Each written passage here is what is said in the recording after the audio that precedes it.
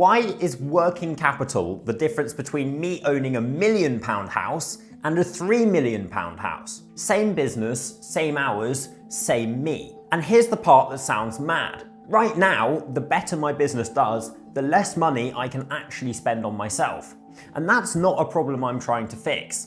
It's the exact thing that takes you from the smaller house to the bigger one. So in this video, I'll explain what working capital really is, why a business can make great profit and still leave its owner feeling completely broke, and why getting this one thing right decides whether a business grows or quietly kills itself. Let me start with the thing that took me way too long to understand. Profit is not the same as money in your pocket. When my accountant tells me the business made, let's say, £500,000 in profit last year, my instinct used to be simple. Great, that's £500,000 I can theoretically go and do something with. But that's not how it works, because that profit doesn't sit in a bank account waiting for me. Almost all of it is already spoken for. It's out there doing a job.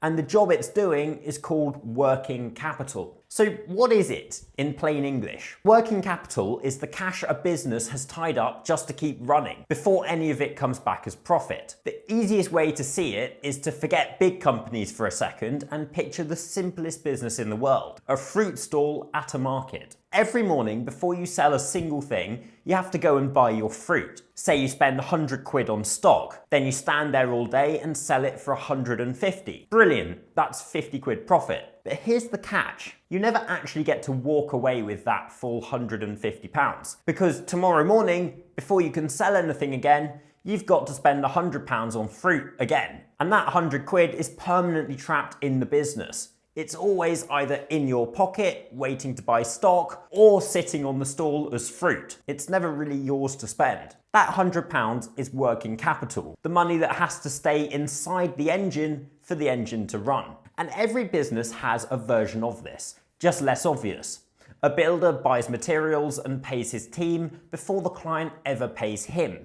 A clothing brand pays for stock months before it sells a single item. The money always goes out before it comes back in, and the cash filling that gap is working capital. Now here's the part that really surprised me. The faster you grow, the worse this gets. And it sounds backwards. You'd think growing means more money.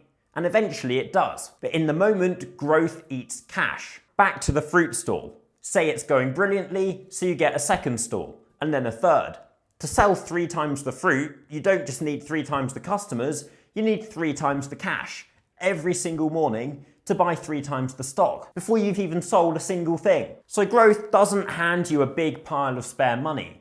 Growth demands more cash up front. And this is how businesses that look like they're flying quietly run into trouble. They're profitable on paper, busy as anything, and then one month they can't pay the bills because every penny is tied up in stock or in work they haven't been paid for yet, or the owners spent it on a fancy car. So they're profitable and broke at the same time. And there's even a name for it: overtrading, growing yourself straight into a cash crisis. So when people ask why I don't just take profit out and enjoy it, this is the answer. If you pull the cash out the engine stops going. A fruit stall is the simplest version of working capital there is. Buy stock in the morning, sell it by the afternoon. But real businesses are messier than that. And the mess is where it gets interesting. In the real world, working capital is controlled by a few dials. And where those dials are set decides how hungry a business is for cash. The first dial is how fast your customers pay you. If you sell to the public, then the cash often lands instantly. Sell to big companies, and you might have to wait 30, 60, or even 90 days for an invoice to clear, while you've already paid for everything it took to do the work. The second dial is how slowly you can get away with paying your own suppliers. If a supplier lets you pay 60 days after they deliver, you're effectively running your business on their money for free. The third is how much stock you have to sit on. Cash frozen as boxes in a warehouse is cash you can't use. And the fourth is your margin. A fat margin refills the tank quickly. A thin one means you're forever scrambling to keep up. Here's the part that surprises people. 2 businesses can do the exact same revenue, the exact same profit on paper, and end up with completely opposite cash positions, purely because of where those 4 dials are set. This is why some businesses are cash machines and others are cash traps. Think about a gym. Members pay in January, often for the whole year up front, and the gym pays its staff monthly after that. The money comes in before it goes out. Or a restaurant, paid instantly by every customer, but paying its food suppliers on 30-day terms. Businesses like these actually generate spare cash as they grow. The technical name is negative working capital, and it's about as close to a money printer as a business gets. Now the other end, construction, manufacturing, an agency waiting 3 months to get paid by a big client. These have to fund everything up front and then wait ages to be paid back. The faster they grow, the more cash they swallow. And this is the bit that nobody tells you.